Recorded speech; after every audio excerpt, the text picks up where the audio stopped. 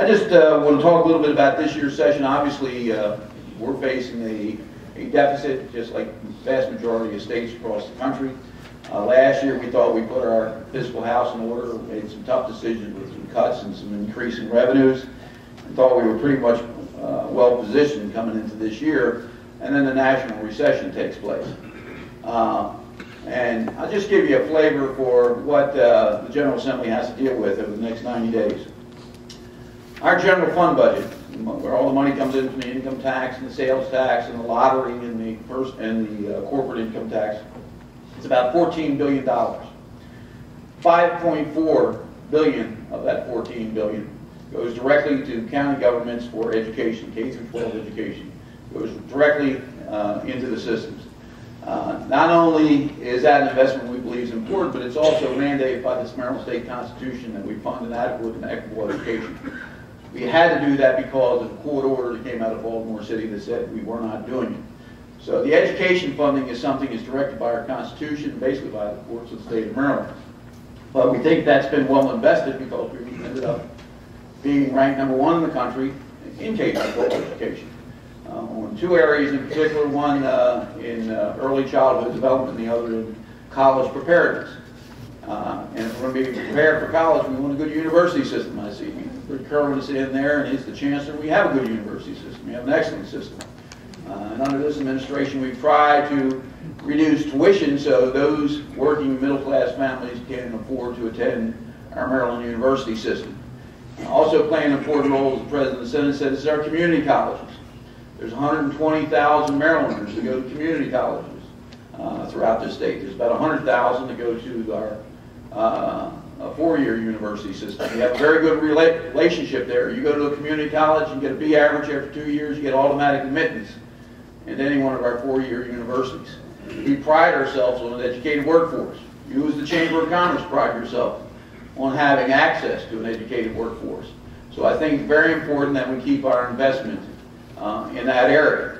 So between that $5.4 billion that goes directly into K through 12 education, we put another $1.3 billion into higher education. So now we're up to $6.7 billion. Okay, that includes our private colleges, which we make an investment in, our community colleges, and our four-year universities. We also put a $1.5 billion into public safety. That's your prisons, your corrections, your public safety, your police officers, your MIMS program, which is your medevac and shock trauma units. So if my math is correct there, we're up over $8 billion, 8.2 I believe, just in the area of public safety, higher education, and K through 12 education. Then we have close to $3 billion to go into Medicaid funding. And that is a match that we have to match with the federal government. That is mandated. So we are a 50-50 match state. So if people qualify for Medicaid, we have to match it. And 80% of our Medicaid dollars goes into developmentally disabled, mental health care for those who can't afford it, and to senior citizens, basically in nursing homes, 80% of it. The other 20% goes into those people who make less than 150% of poverty. Most of those are children. We've made a great effort to ensure every child in the state of Maryland, either through the private marketplace or through Medicaid. So we're up to over $11 billion just in those areas out of a $14 billion budget.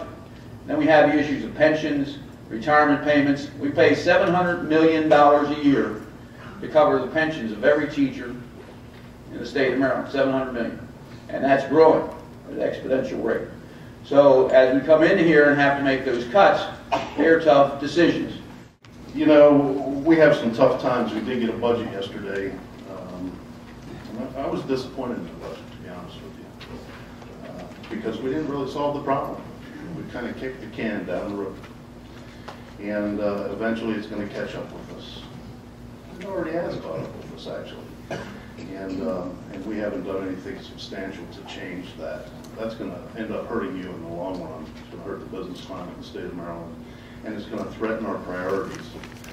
My top priorities right now, it's on everybody's mind, is the budget. And I know there are a lot of people in this room who are worried about reductions, but the problem is we do have a problem, and we got to deal with that. And I was a little disappointed by the governor. I know that he has a very difficult job, but I was disappointed that his budget did not really address the long-term systemic problems that we have. If you look at his budget highlight proposals, you'll see that even his office says that with his current budget, we have $600, $700 million deficits rolling out for the next 5 or 6 years. Well, we got to deal with that. I know it's a tough time, but as many people say, recessions offer many challenges, but they also offer many opportunities. And this is an opportunity we have to really do some long-term budget restructuring. And I'm really looking forward to working with the legislature, trying to figure out ways in which we can make some systemic long-term changes, because until you acknowledge you have a spending problem, it's tough to fix it. Kind of like any other problem you have. Half of it is just acknowledging you have a problem. And right now I'm not sure that the governor's office acknowledges that there's a problem. I think he's trying to fix things on a short-term basis, but not looking at it long-term. And so I think that's what the legislature has to start doing right now.